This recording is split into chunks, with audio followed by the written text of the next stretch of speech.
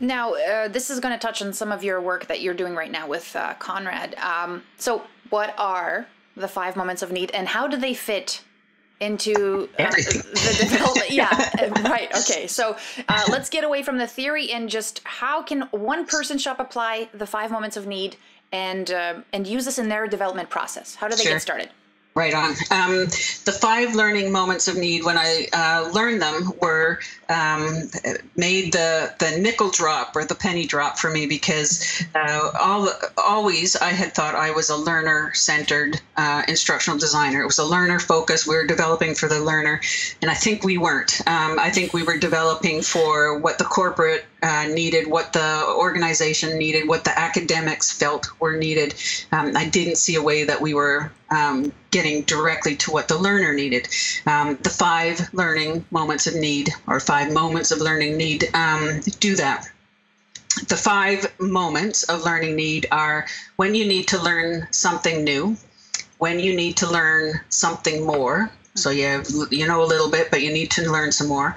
When you need to apply what you've learned, when you need to, when you try to apply what you learned, but it didn't work, so you have to solve something, and when you have to learn to do something you used to do in a different way. And this is a big thing right now, because unlearning to relearn something new is a very different cognitive process, and it requires different support. So change is happening all over the place. So if you're doing any kind of workplace learning, the rate of change in workplace learning is crazy. You know, their products are changing, their whatever's going on, whatever in healthcare is changing all the time.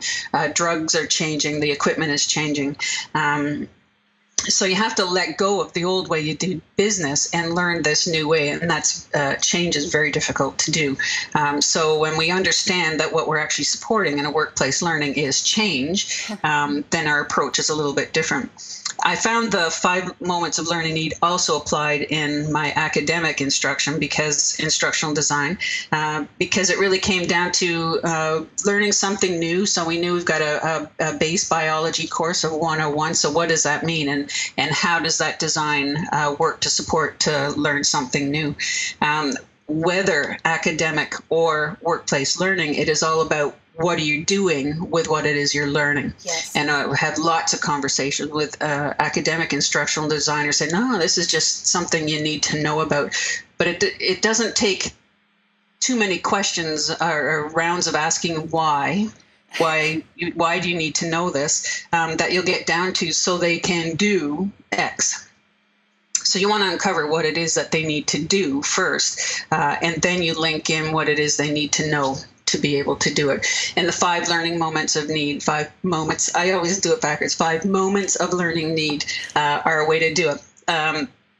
Absolutely learner focused, and the way that it plays out. So moments 1 and 2, when you need to learn something new and when you need to learn something more, are done in a formal learning environment. And by a formal learning environment, we mean you're not embedded in the workflow. You're not completing your work. You stop doing whatever you're doing and you go away, and maybe you're at your desk still, but you stop your work and you do an online learning piece, or you stop your work and go down the hall for an in-service or a classroom. The reason why is because when you're new, when you're a novice learner in those situations, you need more instructor-led guidance. So either instructor-led in an online setting, so it could be a virtual setting, or it could be a self-guided e-learning piece, but it's not something that gets done embedded in the workflow. So the final 3, applying what you need to or what you've learned, solving a problem, or unlearning to relearn, are all done within a workplace setting. So the way in which you design for each of those different learning moments is different, because the way you deliver content is different to them, and what you deliver as content is different. So instead of having these big generic bundles of, I have to do a classroom, now when I look at a classroom setting, I'm able to say, well, I have a full ecosystem I'm going to design to, and I have these 5 different moments of learning need. Therefore, I will design all my different materials and gather and group some of them up to make a classroom session or put them together into e-learning. So I don't start at e-learning. I start at how do I support somebody doing whatever it is they're going to be doing. If I support that well, then I then teach them how to do that in the classroom or online.